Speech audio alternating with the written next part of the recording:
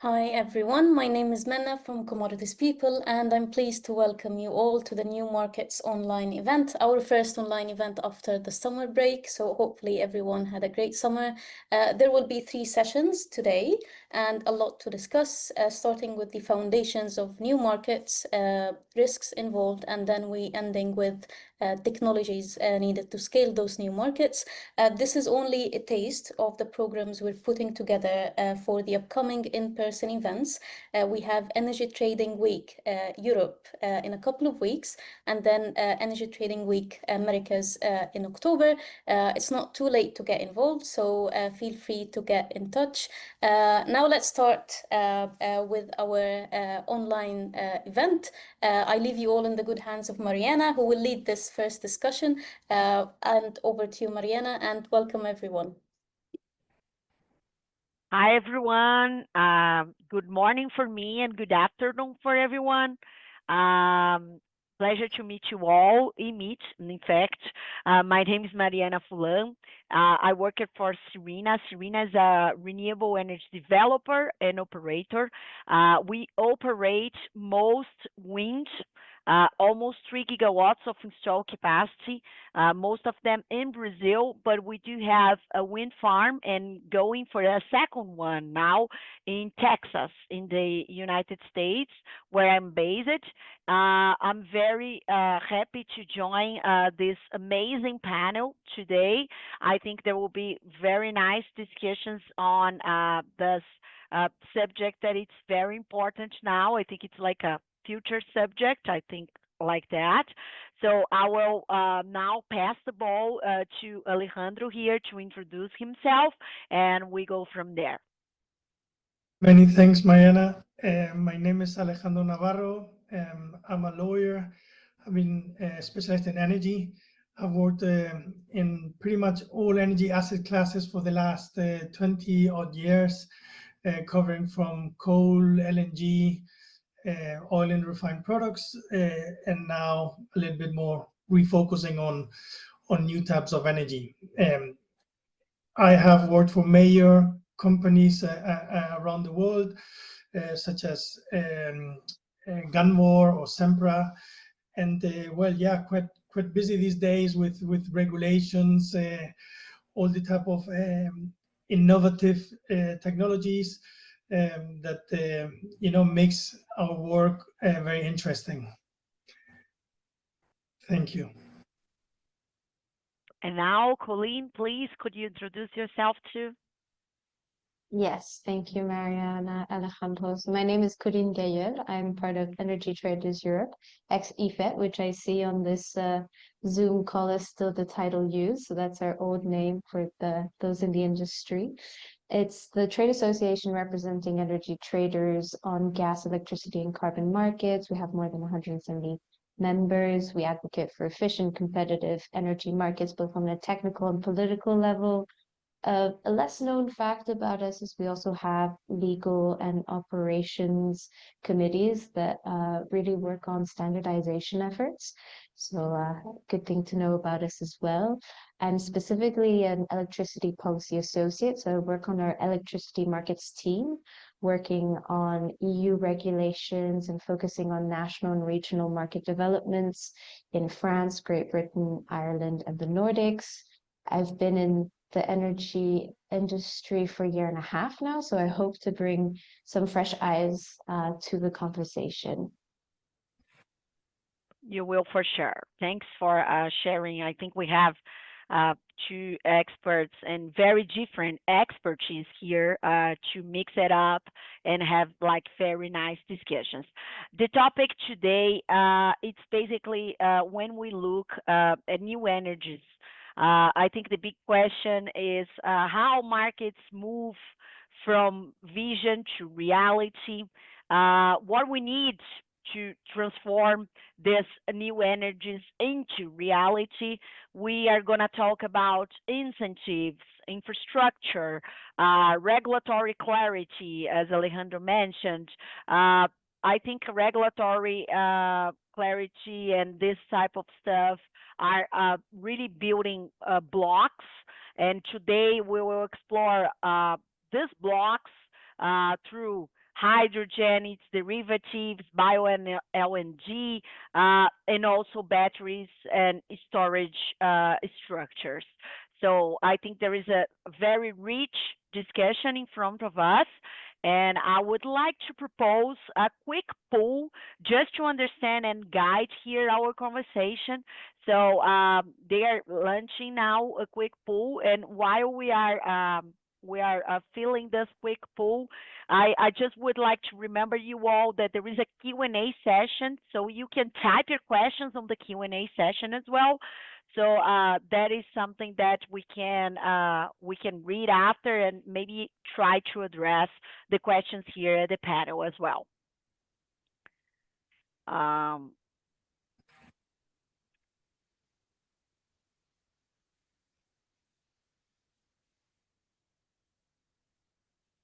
So I have the results here for the poll.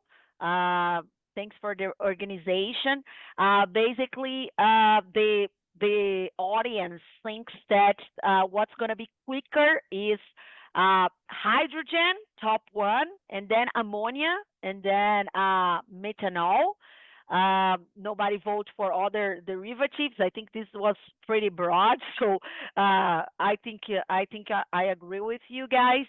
So basically, a few years ago, renewables were meant almost exclusivity between wind and solar, which is basically my business.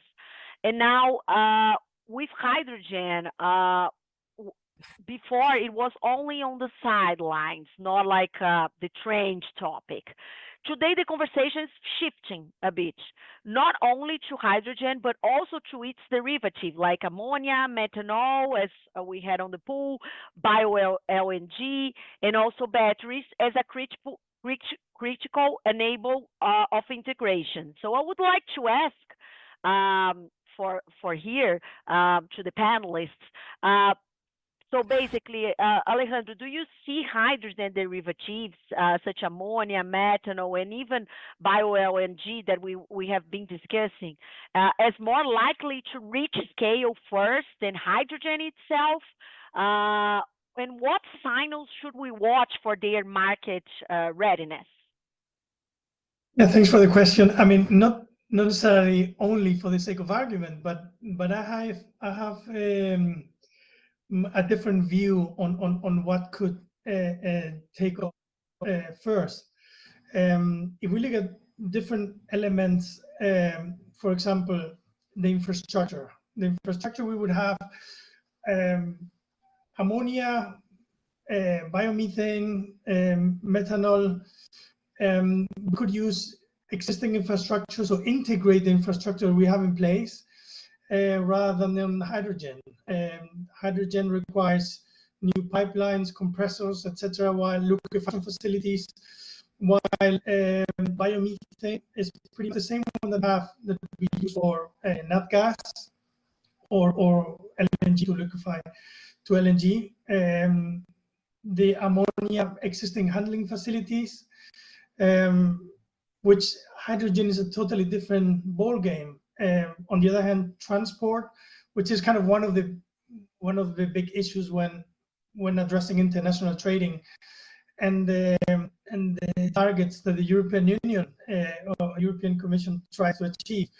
So you can transport ammonia at a less temperature. The cost to transport hydrogen at minus 253 Celsius are exorbitant. Bio-LNG, again, I mean, this is something the market is very familiar with. There's a similar infrastructure in place. And the production, end use, economics in general, I mean, makes, in my view, ammonia, bio-LNG, methanol, a first, option as a scalability type of product. But I see the general, consensus is that it's not necessarily the case. But that's my take. From I do understand that ad hoc projects for hydrogen can be fairly interesting. However, on a large scale international trading market, I have my reservations. Understood, Alejandro. And thinking about the subject, I think my Alejandro, do you mind putting on mute? I think my voice is coming back on your computer. Yeah. So thinking about the subject, Alejandro, that you mentioned, hydrogen derivatives and also bio LNG that you mentioned, what do you think are the indicators that we should watch to know when a new energy technology is moving from a pilot project to a scale markets? And taking together one of the questions here that it's already on the Q&A, basically the question is, historically, energy markets like LNG or solar needed decades to reach liquidity. What realistic time frames should we expect for hydrogen and ammonia? So basically, to wrap up the question, what indicators and how long should this take to really be liquid in the market for us? I think you can unmute yourself now. It was just because my voice was returning. So I think there are certain criteria we need to take into consideration when addressing new energy that is reliable. We should remember the Dunkelflaute, how it's called in Germany. What happens if there's no sun or no wind? So is it affordable? We can put the example of solar and algae, for example, on the positive and the negatives. We can address them more in detail later on if you like. And is it sustainable? As a whole, we could also, can you integrate it into the system? But this would be kind of integration would be, but these three points I think are critical to understand. So reliable, we already, we understand that solar and wind offer fantastic returns, but what happens indeed? What happens if there's no wind or sun? No, and so we need an alternative to cover our energy demands. Affordable. I mean, solar is the asset class to follow. I mean, in the 50s, when solar panels were used for satellites at $300 per watt, obviously costs were massive. However, over time with technology, we managed to reduce the cost 99.9% or whatever, making it really affordable. In the early 2000s, algae was going to be the new holy grail, where Exxon, Shell, BP, and the likes invested massively, but they came to the conclusion it's not really scalable, it's not really affordable, it doesn't make too much sense to continue with these options because of the scalability. And it's sustainable. I mean, LNG, the emissions of LNG are 50% of the ones emitted by coal, but yeah, it's not net zero where we're trying to achieve, no? But when I started my career, LNG or gas was the clean energy. Now, not necessarily it is defined as such. But so I think it is important to bet on the right horses, no? I mean, like, okay, we need to be careful, not that. I mean, we have also the elephant in the room of nuclear energy, but that is something that the regulator, neither European countries are extremely keen on discussing. But certainly some of these, or a combination of these hydrogen derivatives or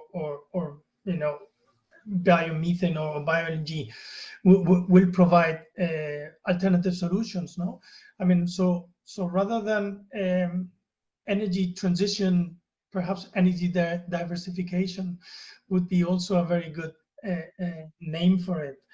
About timings, I don't know. I would need to ask ChatGPT. What about timings? No, but now everything becomes much quicker. I mean, we know that by 2030, European Union, European regulators, and by 2050, so we need to achieve net zero, and 2030, 30% of the 1990s emissions. So we have there the targets. So 2030 is around the corner. By then, we should do a lot of homework and certainly invest, hopefully, in the right energy asset classes. But yeah, we have 4 or 5 years ahead with plenty of work on this fields. And hydrogen as such, as I said, while it's a certainly interesting way of producing energy. However, the transportation, the efficiency doesn't tick, in my view, the affordable box out of the 3 reliable, affordability, or sustainability points that I mentioned. Perfect, Alejandro. I think this address Jed's question, and I would like to shift a little bit to Colleen now. I think we could have some color on batteries as well. So, Colleen, from your perspective in Europe, what signals are you seeing that battery markets are maturing? Thank you, Mariana. I'd like to also jump a little bit on the previous questions on kind of indicators. It's interesting that it kind of echoes back to the title of a blueprint, and is there also a model we can try to use and apply for new technologies, new energies, and that can also apply for batteries in Europe. And I think there's much to learn as well from past evolutions of different commodities, these patterns. For batteries specifically, it's definitely a new energy technology. It's not necessarily a market in of itself separate from all of the other energies. It does fit within the wider electricity market and framework. To be clear, there's no trading of a specific battery product that happens in Europe. Trading tends to be more under portfolios with a mix of energy sources, which also avoids splitting like liquidity by having technology-specific products. What is interesting and encouraging in Europe, at least, is for the batteries, is there's been a boom in merchant projects, especially in Germany and Italy within the European Union. And looking at the wider European continent, the UK is also a big prominent player. These 3 countries share more than 2/3 of the battery assets in Europe. And interestingly enough, there's not that much regulation that's right now imposed on like a specific regulation imposed on batteries. They're much developed from financial incentives. So in Germany, it's been through tariff deduction. In Italy, through tax deduction. They're also implementing, I believe, this month, kind of more market-based auction for their remuneration of the subsidies they're putting in place. In the UK, they also have tax deduction with a 0% VAT. They adopted last year and are implementing this year a new investment support scheme, a cap and floor scheme for long duration energy storage. So all these efforts aim to slash entry costs of participations, which is key for market access. As Energy Traders Europe, we see the success of these merchant battery projects emerging as a success also of the wholesale market, giving the right signals to invest, to answer the need for flexibility, variability. And we also observe that there's going to be a growing need for these batteries, with also renewable energy is their variability, the surplus of production, or when there's not enough production on the grid, providing that missing energy. We also expect to see more co-located assets developing and a growth of aggregators that will handle maybe the smaller battery projects. There's an opportunity there for also standardization as that kind of grows with aggregators of data sharing and API between transmission operators, system operators, distribution system operators, and these aggregators to kind of help better the efficiency of the market. So these are kind of maybe next steps as the batteries grow more in a physical reality on the ground in Europe. There's also other next steps is the regulatory attention. Right now, much of the regulation is focused on the supply chain, making sure there's domestic manufacturing of batteries in Europe, but there's also perhaps more under the wider umbrella of storage, energy storage, it fits in with different other regulations and measures that are going to be implemented, like spatial planning, to kind of make sure we invest in the right locations and where it's most needed. In addition, there's also the revision of the electricity market directives and regulation that was enforced last year, where they're looking at encouraging more specifically flexibility through flexible connections agreements with transmission system operators. So these are kind of like the next steps to encourage how batteries can continue further on and integrate them into the existing electricity market. That's great. It's great that you talked a little bit about regulation as well, because this is our next subject here on the panel. And I would like to ask the organization here to maybe bring the second pool. We have a second pool as well about now on the storage facilities. So what will drive battery markets faster in the next 10 years? What do you think? So it would be great to have your answers here. And while we are answering that, taking the point that Colleen mentioned about regulation, we have my experience is basically Brazil and the US, but we have a very important guidance, which is called IRA, Inflation Reduction Act, that could impact globally. It's of course it's like it's a regulation for the US, but as some of the products are spread around worldwide, this could impact Europe as well. So on batteries, the IRA also sends a powerful signal for storage.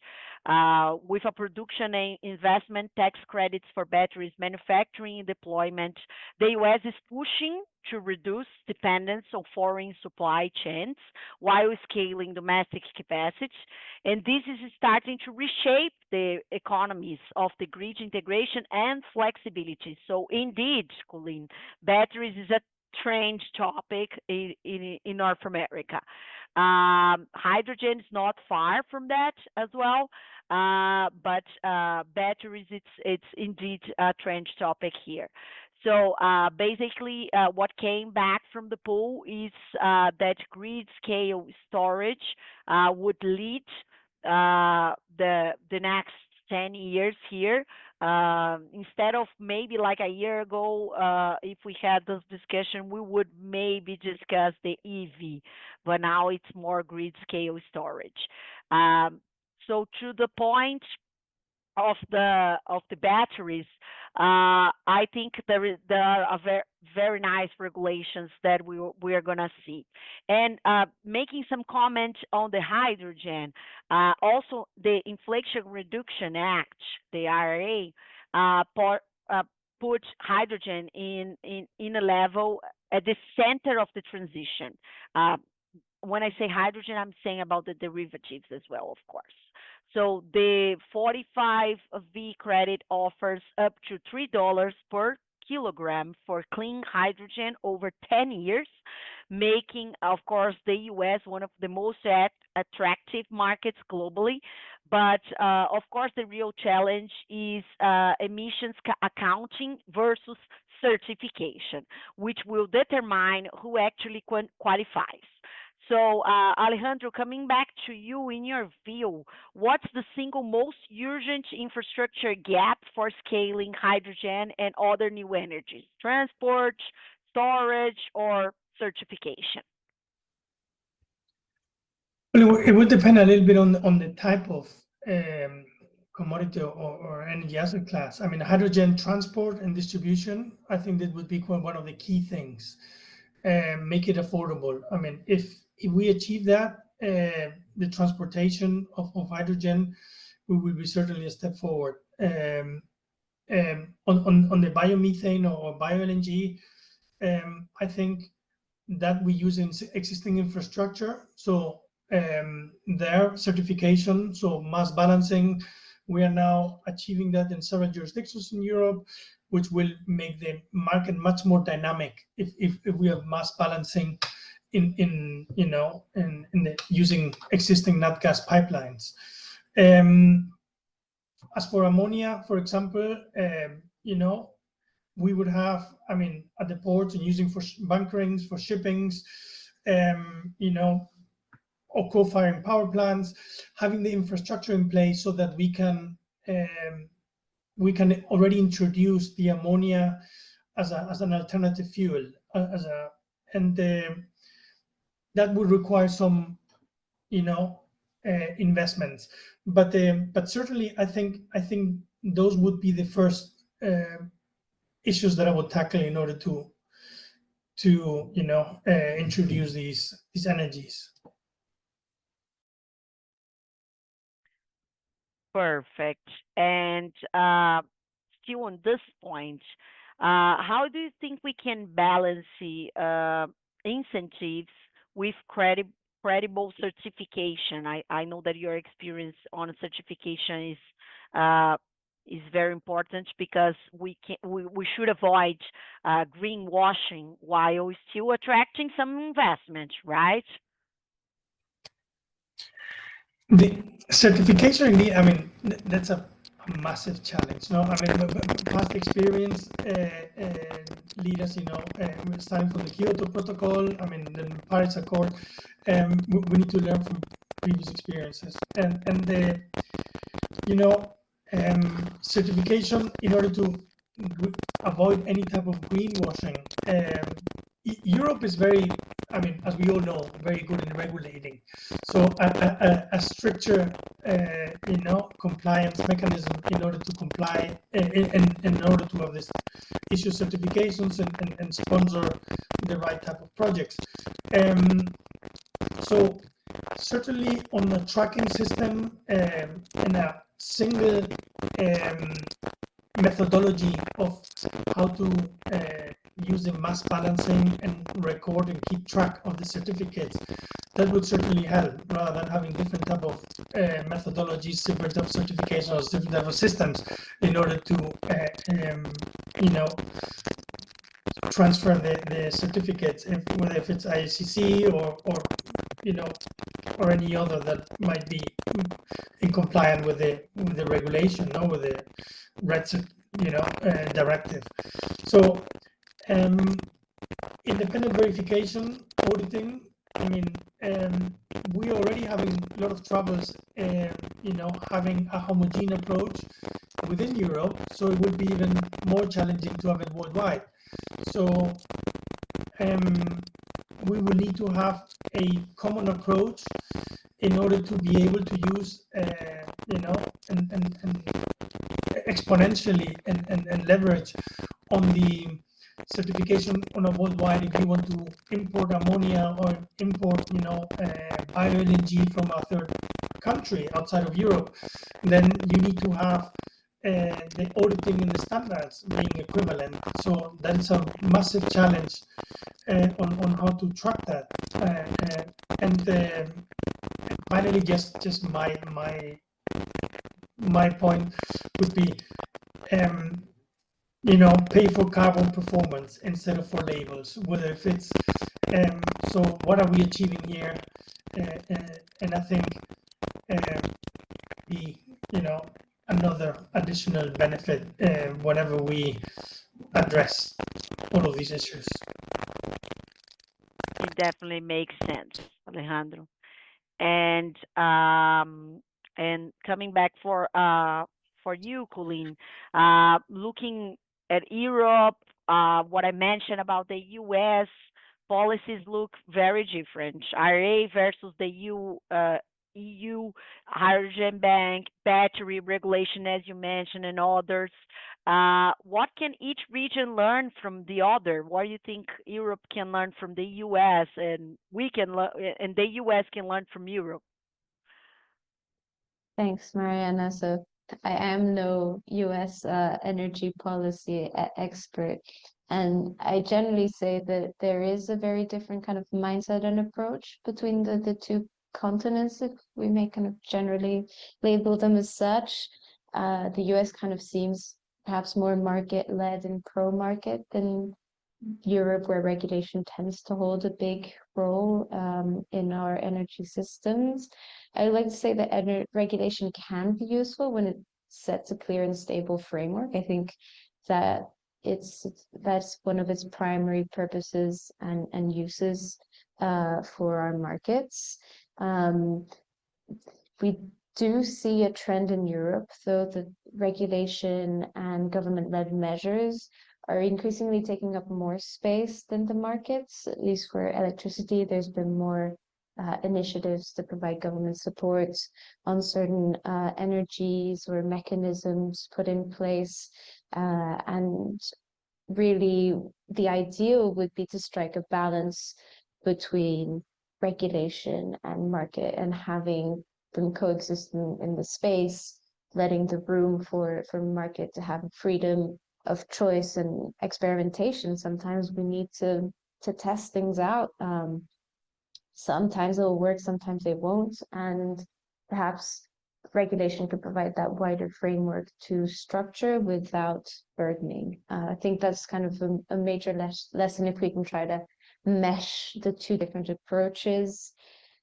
For batteries specifically, I'd say the US and the EU are, at least from what I've heard and read a bit, they're somewhat similar in the sense that the regulations that are in place look at kind of fostering the domestic manufacturing and securing the supply chain, which is what's done on the EU side in the battery regulation of 2023.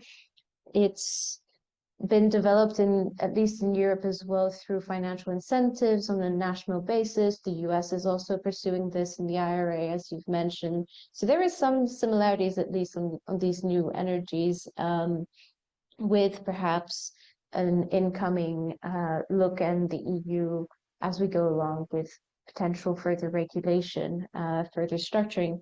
Although I do believe that the wider electricity market directive and regulation already provides a framework as well, and the batteries are integrating within this framework. And perhaps maybe if in terms of development in Europe for batteries, there might be some areas where it slows down, is perhaps because the wider framework has inadequate implementation, which can create barriers to accessing the wholesale market, the balancing mechanisms and ancillary services, where batteries more specifically are of extreme use and are more likely to participate in, and perhaps as well local flexibility market if they're set up in those areas. And there is another question on the Q&A that I think it's directly linked to the subject that we are treating here. It's how do we balance the private sector innovation with the role of the government in setting common standards? So basically, how the incentives and the private sector could work together. I don't know if any of you guys can take this one. Maybe we start from you, Colleen, because you just mentioned if you have any private sector innovation that that could work for the battery sector, and then we go for you, Alejandro, in the hydrogen and derivatives world. Thanks, Jed, for the question, as I see in the chat box. it is a good one, and it is quite an important one on how to balance and how much share, I guess, of the system we give to each other. I think historically the ways markets have developed is first with government support, which then kind of provides the space for new technologies to start with their projects, to have backings to kind of get up from the ground and get running. So in a sense, there is a role for governments to play in the earlier stages. I think then once you've already kind of set up perhaps a more fertile ground with this support, that's when there should be more space for the market to come into. This is what we also advocate as Energy Traders Europe on subsidy contracts and schemes, is kind of let more space for market signals to be reflected for generators to then become more active and participate more concretely, more directly into the markets. And I guess a signal of this change can be reflected in France, at least for feed-in tariff and feed-in premium contracts for renewable energies.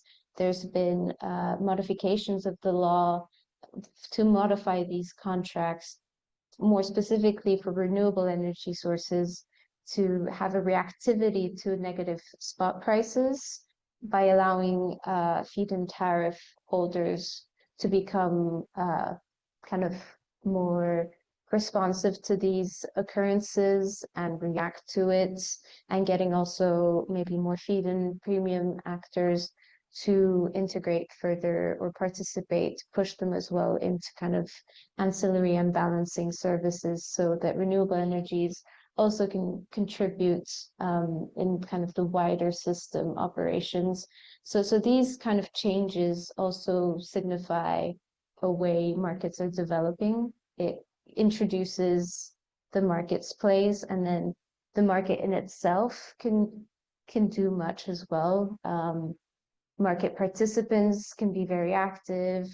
They can create the products and the contracts they'd like to trade and exchange on, and sometimes that can go with standardization, but it's a way where everyone can jump in. Perhaps then it's a question of timing.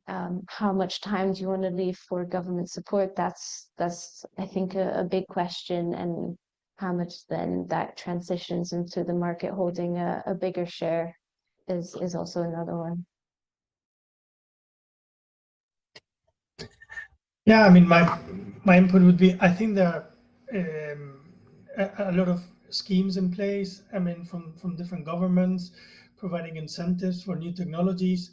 I think we are in a period. I mean, that 20 years ago we couldn't even dream of the possibilities of new technologies to be implemented and put in place. Perhaps we always would like more, but I think. If we are today speaking about hydrogen, about ammonia, about biomethane, about all the different alternatives, it's because the incentives that the governments provide in order to try new technologies and to innovate. And I mean, and I was putting earlier the example of solar energy and the cells, how the improvement that the technology and the efficiency that we achieved, but and that would be the ideal scenario for so many other technologies. So I think there is a huge incentive to explore different alternatives and to innovate, and yeah, we have in place these the schemes from the governments that we all would like that they make a difference, going forward. And the targets are there for at least in Europe for 2030 and 2050, so which are extremely challenging, but I see innovators and European companies working towards that. So definitely there in my view. Perfect. And moving to our last block, and I think it's a good way to wrap up everything. Uh, when we look at real world examples, um, I, of course, can think about Brazil because it's where I'm come from. So strong governments, auctions, and incentives were key to scale wind and solar, for example, turning the country into one of the leaders in renewable penetration. These policies create a path from niche projects to mainstream technologies. And I really believe that hydrogen derivatives, bio LNG, and batteries may be on a similar path here. So, for these examples, what are the most lessons we can take when trying to adapt or scale themselves? So, we would like to hear like some real examples from your market. So maybe you can start, Colleen, with batteries, and then Alejandro, if you can go with some examples on your business as well, it would be great. I'd say broadly for any market, it takes time to develop and especially to bring it to further stages of maturity, because I think it's a constant ongoing process to have mature markets, even in existing and established ones. For new energies like batteries, I mean, one example is the UK. Is like, I think historically they've started investing in batteries and storage in the past 40 years. So they had this first tax incentive in place, and now they're looking how to further incentivize other larger scale and also longer duration energy storage projects, how to boost them up. Because I think they've reached a plateau, which is why they have their cap and floor scheme that they have started to implement this year. So that's an example, a concrete one. It's generally as well, like general lessons for new markets, I'd say, is you need to have the actors present for it to develop, and for it to be scaled. You need to have the physical infrastructure and projects to come up from the ground before you have more a market in the sense where you have a blend of maybe perhaps physical asset owning actors and financial players who also help provide liquidity to those markets. So there are a few stages, and these are key into considering. As I've said before, important lessons is, yes, there's a role for government to help scale up these projects, but there's also the market who can come up with commercial projects and merchant ones. And then we have regulatory framework that can come and complement at a later stage. So I'd say, to kind of wrap up, there's no linear trajectory for a blueprint of new markets and new energies, but there's many lessons to be learned from recent new energies and emerging ones. Great. And you, Alejandro, final thoughts? Well, I think that, I mean, diversification alone will help us to get there. I think perhaps not gas still has a role to play, not gas and LNG. We shouldn't put this off the table just yet. And you know, we may see a revamp in nuclear energy. I mean, we see now plants coming up in Finland, and you know, a little bit off topic today, but you know, I just think that diversification could be the answer for the medium term, at least, so that to not put all eggs in one basket. Maybe the Holy Grail is a little bit further ahead rather than just yet. We don't have it just yet. So yeah, but innovating and trying new technologies certainly will help us get there. I also like diversification as a wrap up word for us on this panel. So, thank you all for joining us. It was a very interesting discussion. I'm happy to attend the other panels that commodities people have here, and thank you very much for all the new learnings that we had here.